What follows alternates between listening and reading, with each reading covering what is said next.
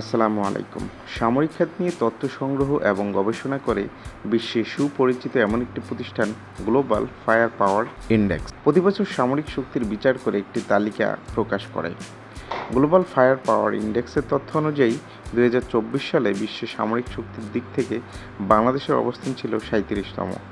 2025 সালে আরও 2 ধাপ এগিয়ে বাংলাদেশের বর্তমান অবস্থান 35তম।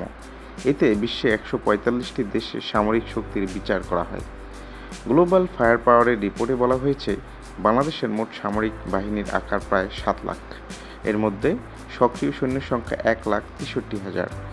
বাংলাদেশ বিমান বাহিনীতে রয়েছে 17,400 সদস্য এবং নৌবাহিনীতে রয়েছে 25,100 নৌসেনা।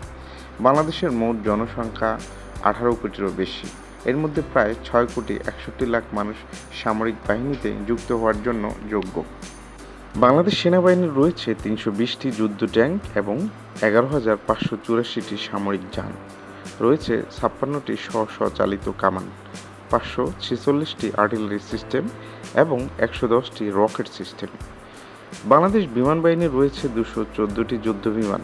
এর মধ্যে 42টি ফাইটার বিমান এবং 86টি ট্রেনিং বিমান। এছাড়াও রয়েছে 65টি হেলিকপ্টার।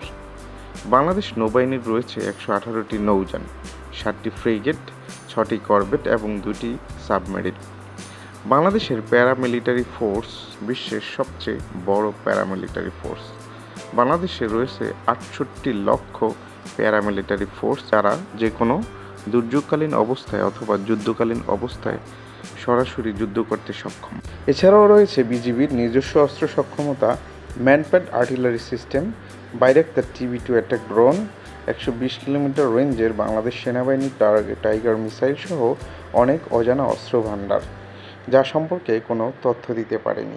এছাড়াও সম্প্রতি ডক্টর ইউনূস চীন সফরে 12টি চেংদু Z-10C চতুর্থ প্রজন্মের ফাইটার জেট কেনা প্রায় নিশ্চিত করে ফেলেছেন। গ্লোবাল ফায়ার পাওয়ারের তথ্য মতে বাংলাদেশ সামরিক বাহিনীর বাৎসরিক বাজেট প্রায় $4 বিলিয়ন। ভারত কিংবা মায়ানমারকে মোকাবেলায় বাংলাদেশ সামরিক বাহিনী কতটুকু সক্ষম? কোন কোন ধরনের অস্ত্র বাংলাদেশ সামরিক বাহিনীতে অন্তর্ভুক্ত করা উচিত বলে আপনি মনে করেন? আপনার মতামত কমেন্টে জানান। ধন্যবাদ। আসসালামু আলাইকুম।